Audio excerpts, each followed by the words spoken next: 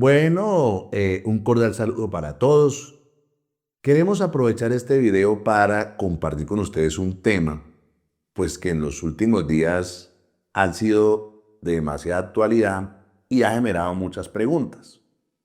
Sobre todo porque el Honorable Consejo de Estado acaba de proferir un auto donde suspende los efectos del decreto que había establecido el salario mínimo para el año 2026. Entonces, pues la idea de este video es aclarar un poquito qué fue lo que dijo el Consejo de Estado y a su vez plantear algunas variables o situaciones fácticas que con esta suspensión pues se generan y es bueno dilucidar con este video. En primer lugar, y el primer tema que nosotros debemos trabajar es que a raíz de la expedición del decreto del salario mínimo, pues se ha venido hablando de un principio del derecho del trabajo, el principio del salario mínimo vital y móvil. Y es muy importante que nosotros entendamos y comprendamos que este principio está consagrado en el artículo 53 de la Constitución Política y tiene dos variables. La primera,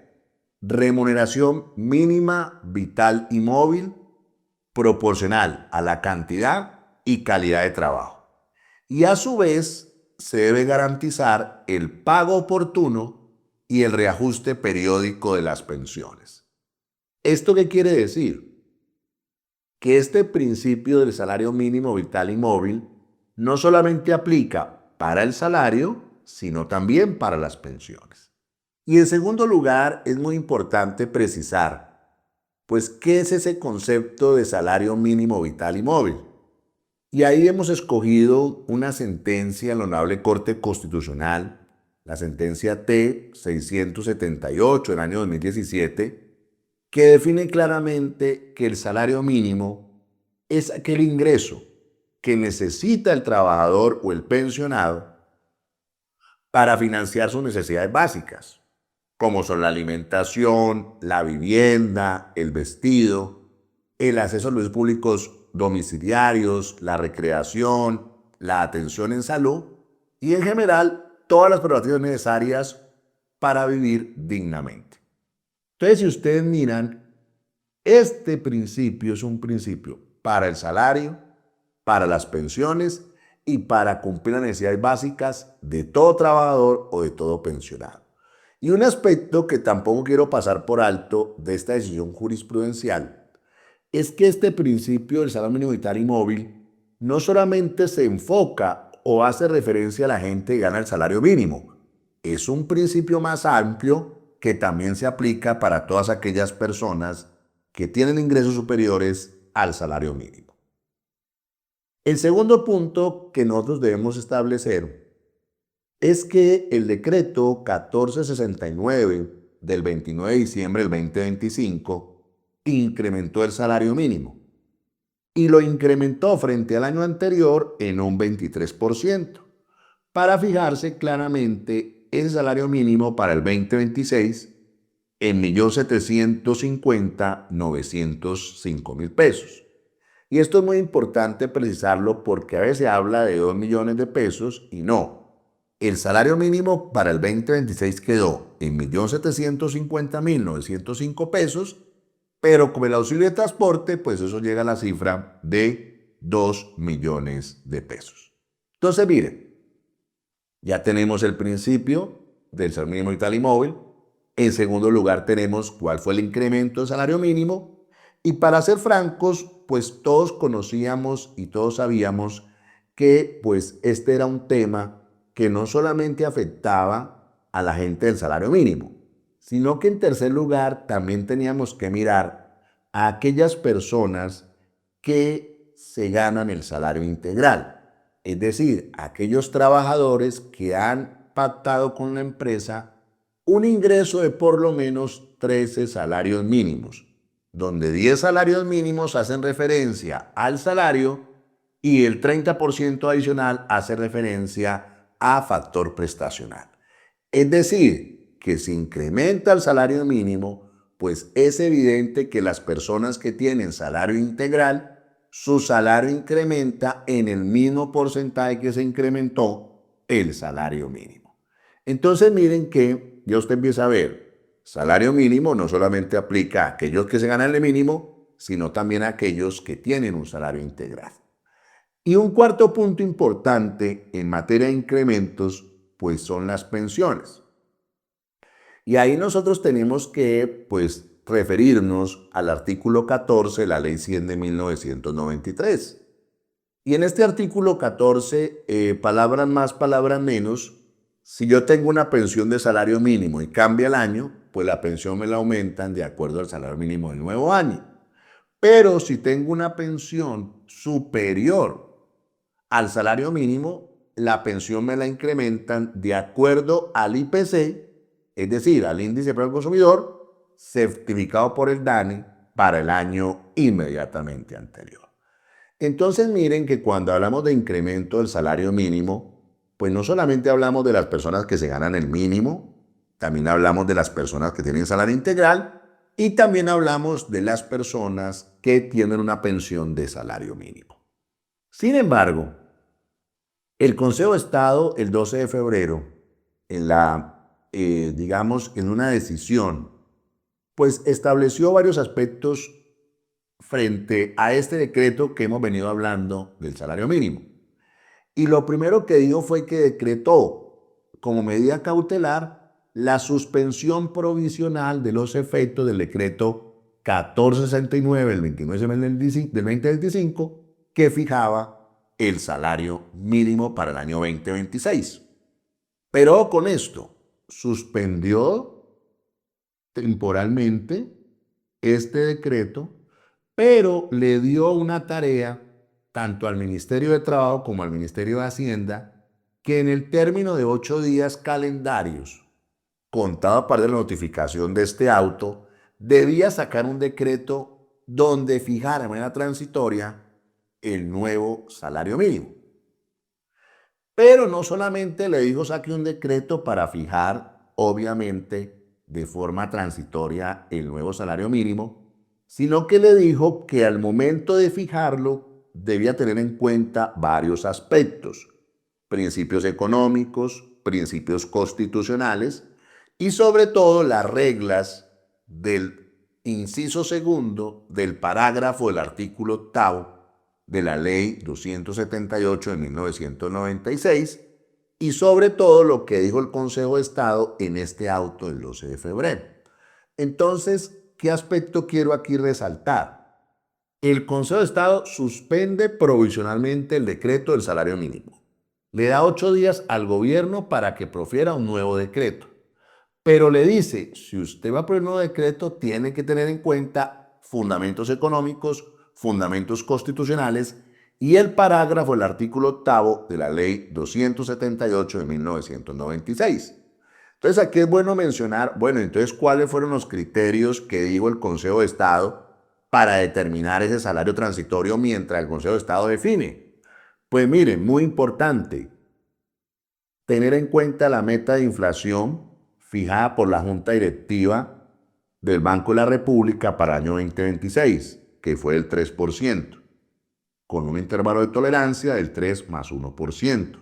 También le dijo, señores ministros, tengan en cuenta la productividad acordada por el Comité Tripartito de Productividad que coordina el Ministerio de Trabajo,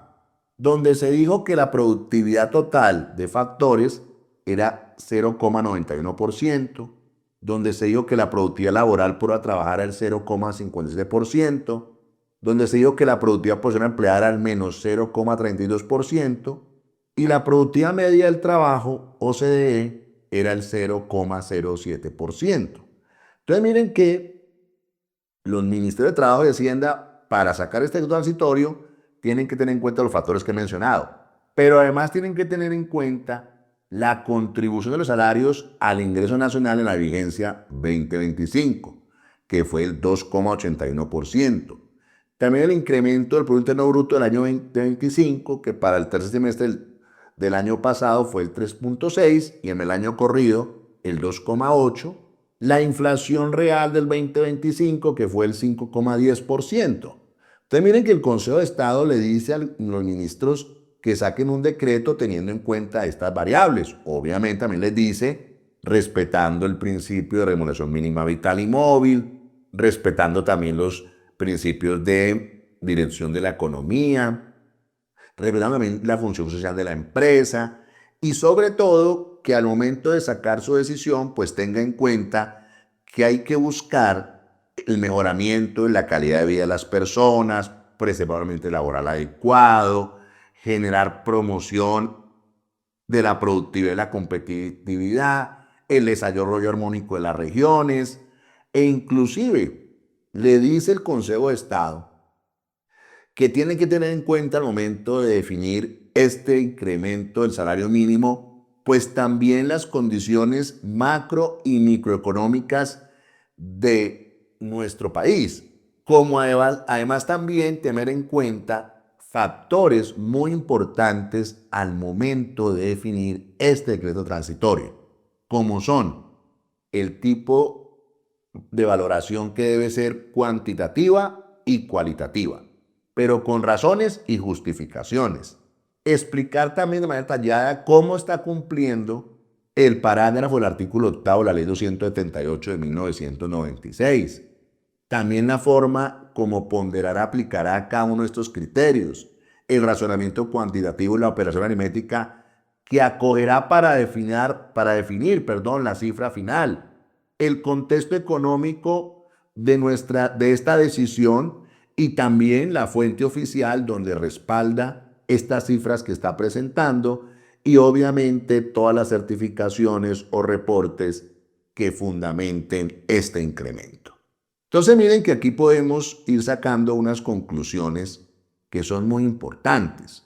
¿Por qué? Porque se suspende el decreto del salario mínimo, se pide sacar un nuevo decreto en 8 días, pero se pide que se saque con unas condiciones que fue las que mencioné, digamos, previamente, pero también el Consejo de Estado dice lo que ya se pagó, pues los trabajadores no tienen por qué hacer ninguna devolución de ese dinero